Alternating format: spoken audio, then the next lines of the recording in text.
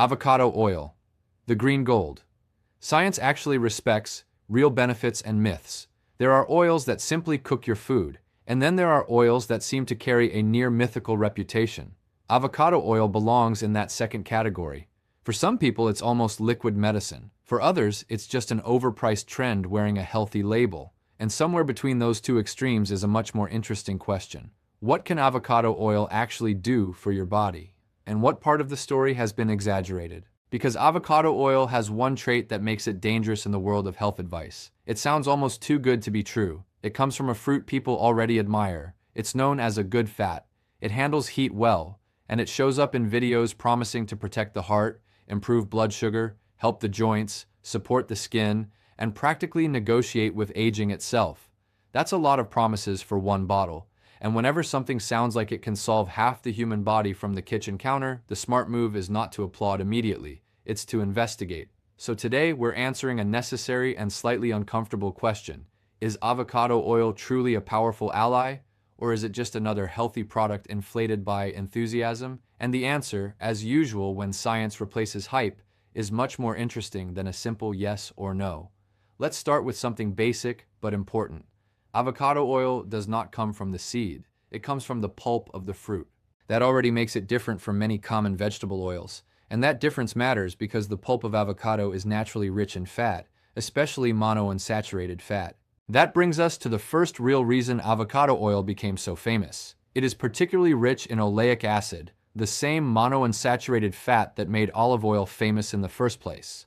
In other words, avocado oil entered the health conversation with a built-in advantage. It belongs to the same general category of fats that nutrition science tends to look at favorably when they replace more saturated fats in the diet. And that word, replace, is the key to understanding almost everything. Because here's the first mistake people make. They hear healthy fat and automatically think, great, the more I use, the better. But that's not how this works. Avocado oil is still oil. It is still calorie dense. A tablespoon still packs a concentrated amount of energy. Its real value is not in drinking it like a potion or pouring it over everything with blind optimism. Its value depends on what it replaces in your overall diet. That's the part people skip. If avocado oil replaces butter, lard, heavy cream-based fats, or other less favorable sources of fat, then it can move the nutritional profile of your meals in a better direction. Not because avocado oil is magical, but because the swap was intelligent. And honestly, that idea is more powerful than the myth. Because real nutrition usually works through substitutions, not miracles. This becomes especially important when we talk about heart health, because this is where avocado oil gets one of its biggest reputations. You'll often hear people say, avocado oil protects your heart. Now, is that exaggerated? That depends entirely on how it's said. If someone means avocado oil fits well into a dietary pattern that emphasizes unsaturated fats over saturated fats, then yes, that's reasonable. Diets that prioritize monounsaturated and polyunsaturated fats over saturated fats are broadly consistent with modern cardiovascular nutrition advice. And avocado oil fits naturally into that conversation because of its fat profile. But if someone means a spoonful of avocado oil is going to cancel years of poor eating, lack of exercise, smoking, chronic stress, and excess calories, then no, that's not science. That's kitchen fantasy. Still, the fat composition is not trivial. Monounsaturated fats can help improve lipid patterns when they replace less favorable fats. That's part of why oils like olive oil and avocado oil keep coming up in cardiometabolic nutrition, not because they are medicinal on their own, but because they support a smarter pattern of eating. And that's where avocado oil starts becoming more than a trend. It becomes practical. Now here's the twist many people don't expect. One of avocado oil's biggest advantages isn't only in what it contains, it's in what it helps your body absorb. This is one of the most underrated parts of the conversation. Research has shown that adding avocado or avocado oil to vegetables can significantly increase the absorption of carotenoids like beta-carotene, alpha-carotene, and lycopene. That means avocado oil doesn't just sit next to your vegetables as a decorative drizzle. It can actually help your body make better use of certain fat-soluble compounds in those vegetables. That changes the whole picture, because suddenly the oil is not just a fat, it becomes part of a nutritional strategy. A dry salad with no fat source may look disciplined, but that doesn't automatically make it the smarter choice. Sometimes a salad with the right fat is more biologically useful than one designed to impress your conscience. Your body does not reward punishment, it rewards intelligent combinations. And avocado oil fits very well into that idea. Now let's move into more complicated territory, because this is exactly where the internet starts getting reckless. Blood sugar and diabetes. There are plenty of claims online suggesting avocado oil fights diabetes or controls glucose, almost like it were a treatment by itself. That language goes too far. The evidence does not justify making those kinds of bold claims about avocado oil alone. What we can say is this: replacing saturated fats with unsaturated fats tends to support a healthier cardiometabolic environment overall. And some small studies involving avocado or avocado-related dietary patterns suggest favorable metabolic effects. But that is very different from saying avocado oil by itself has a powerful or guaranteed glucose-lowering effect in any person who uses it. That's not what the evidence shows. The more honest version is less dramatic but much more useful. Avocado oil can be a smart fat choice within a broader eating pattern designed to support metabolic health, especially when it helps displace less favorable fats and becomes part of an overall better diet. And that matters far more than miracle language, because in the real world, most metabolic improvements don't come from one heroic ingredient. They come from a series of small choices repeated over time. Better fats, better fiber intake, fewer sugary drinks, more whole foods, better sleep, more movement, less sabotage. Avocado oil can absolutely play a role in that picture. It just should not be cast as the sole hero of the movie. Now let's talk about joints, because this is another area where the story often gets distorted. You'll hear people say avocado oil regenerates cartilage, heals osteoarthritis, or somehow rebuilds joints from the frying pan. That version is misleading.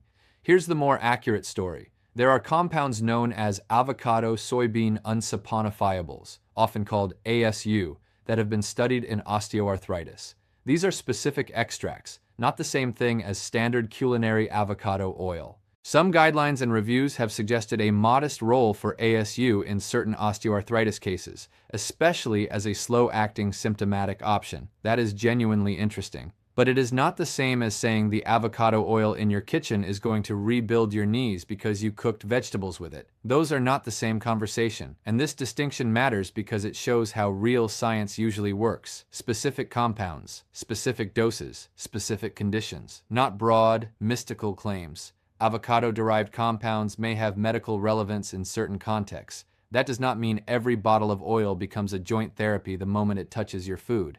Still, this doesn't make the topic less exciting. It actually makes it more meaningful, because it shows avocado has genuine scientific interest beyond marketing. It just needs to be discussed honestly. Now let's move into one of avocado oil's most practical strengths, and arguably the reason many cooks love it even before they care about health: heat. This is where avocado oil becomes extremely useful in everyday life. It has a high smoke point, especially in more refined forms, which makes it suitable for high-temperature cooking like sautéing, roasting, grilling, and even certain types of frying. That matters because not every oil behaves well under heat. Some break down more easily, develop off flavors, or become less stable when pushed too far.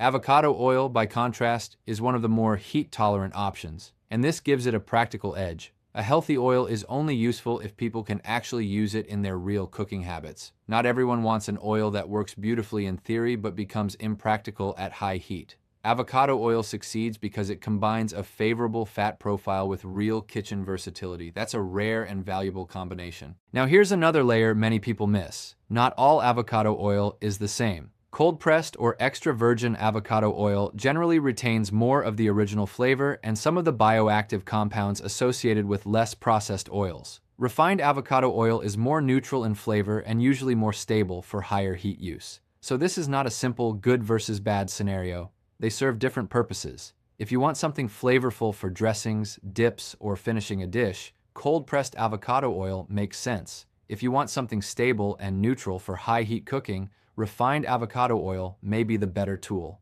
Again, this is how real nutrition works, not through rigid absolutes, but through using the right tool in the right setting. Now let's talk about skin and beauty, because this is another place where avocado oil gets a lot of attention, and a lot of exaggeration. There is some legitimate interest here. In topical and dermatological contexts, plant oils are often studied for their emollient, barrier-supportive, and anti-inflammatory effects. Avocado oil has a lipid profile and antioxidant content that make it interesting as a cosmetic ingredient or skin conditioning oil. Some experimental work has also explored avocado oil-containing preparations in wound healing and collagen-related processes. That sounds promising, but this is the point where the internet usually loses all restraint and starts talking as if avocado oil were a fountain of youth in a bottle. It isn't. It may help support skin barrier function, it may have a place in certain skincare products, it may feel nourishing and useful for dryness in some people, but none of that means it erases wrinkles on command or reverses aging because it came from a fruit with good branding.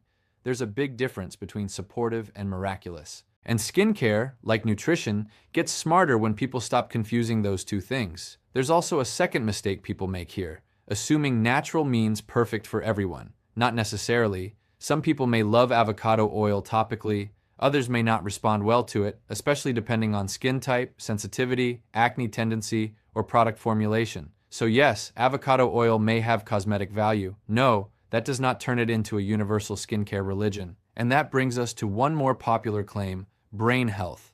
You'll sometimes hear that avocado oil feeds the brain or improves memory directly. Here again, the story gets messy because the strongest evidence is often more connected to the whole avocado fruit than to the oil alone. There are studies on avocados and cognitive measures, especially in older adults, possibly related to lutein and other compounds. But that is not the same thing as saying avocado oil alone sharpens memory in a dramatic or proven way. So when someone claims that a spoonful of avocado oil upgrades your brain like a software patch, they are running well ahead of the evidence. And maybe that's the bigger lesson in all of this. Avocado oil is interesting enough without needing to be turned into mythology. Once you strip away the excess marketing, what's left is still impressive. You have an oil rich in monounsaturated fats, useful for replacing less favorable fats in the diet. You have a kitchen tool that performs extremely well at high temperatures. You have a fat source that can improve the absorption of carotenoids from vegetables. You have a connection, specific but real, between avocado-derived compounds and scientific interest in joint health. And you have a plant oil with meaningful cosmetic potential in certain contexts. That is not a small resume. In fact, it's far more useful than the exaggerated promises. The biggest mistake people make with avocado oil is trying to decide whether it is miraculous or just marketing, when the truth is much more grounded. It is a very good tool, but it does not work alone. Its value depends on context, on how much you use, on what it replaces, on whether the rest of your diet cooperates or fights against it, on whether you use it intelligently or treat it like permission to eat badly in more expensive ways. The bottle was never the problem. The fantasy was. So here's the final verdict. Avocado oil deserves a good part of its reputation, but for reasons that are far more serious and far less magical than people usually claim. It is not a total medicine. It is not a cure for diabetes. It does not rebuild joints straight from the skillet. It does not make your heart invincible by itself. But it is a high-quality culinary fat, highly compatible with a smart cardiometabolic eating pattern, useful in high-heat cooking, helpful in improving carotenoid absorption, and interesting enough scientifically to be worth respecting. And sometimes that is better than a miracle, because you can actually use it consistently, realistically, and intelligently, without needing to believe in fairy tales. If this video helped you see avocado oil more clearly, give it a like, share it with someone who thinks every vegetable oil is poison, or with someone who believes avocado oil can heal half the planet, and tell me in the comments, do you use avocado oil for cooking, for salads, or are you still not convinced it belongs in your routine? I want to hear from you.